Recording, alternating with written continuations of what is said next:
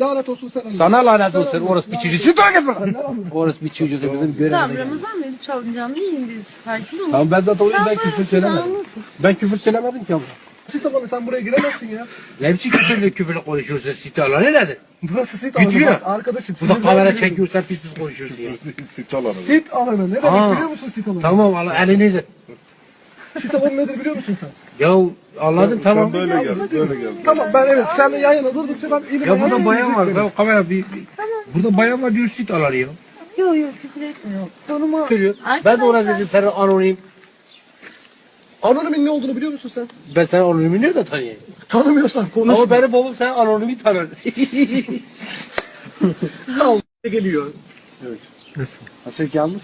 Çok yanlış. Muhakkak sit alanı ama ünlü bu bir yer, tabii ki tabii ama önüne Ya geçilemiyor ama bu çok maalesef. küfürlü bu. İkide bir diyor sit alanı. Sit alanı. Siz niye takıyorsunuz bu sit alanına? Ama çok ayıp değil mi?